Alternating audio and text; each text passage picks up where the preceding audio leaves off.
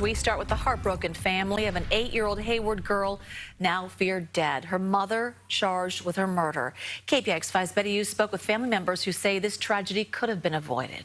Julia and Brian, the family says that Sophia Mason was last seen in December, and tonight her mother is behind bars.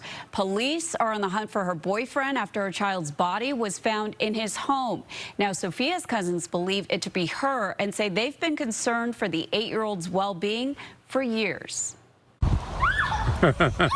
This is Sophia Mason, a bubbly, playful 8-year-old who family members say loved her adoptive grandmother, Sylvia Johnson.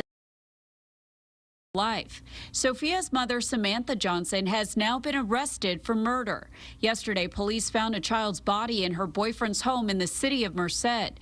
Dante Jackson is now on the run and wanted for murder. Devastated, shocked, and angry. Just seems unreal. But thinking about how this could have been avoided and just knowing that it's terrible and it's a tragedy. Sophia's cousins say the child last spoke with her grandmother over the phone 2 weeks ago. But when Sylvia, her grandmother, did speak to her finally, she said she was not like herself at all. She seemed very drowsy, almost as if she were drugged. She couldn't finish her sentences.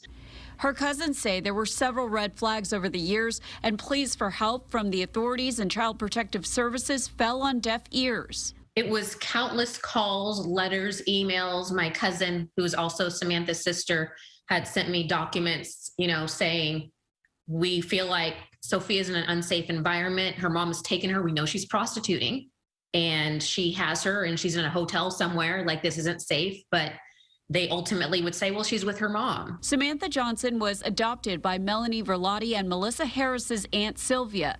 They say she struggled with mental health issues, including bipolar disorder and schizophrenia. She would take Sophia up and down the coast in Northern California, Southern California, in and out of different hotels while she was prostituting.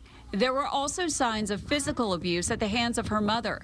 In the year, Sophia's cousins say hospital workers began taking photos of the child's scars and bruises. That's when Samantha fled the hospital with Sophia.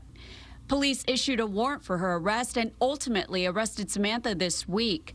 During the child's disappearance, Samantha led police to her boyfriend's home. My sister and I are hoping to speak for her in some regard. It is an absolute tragedy that she didn't get to live a full life.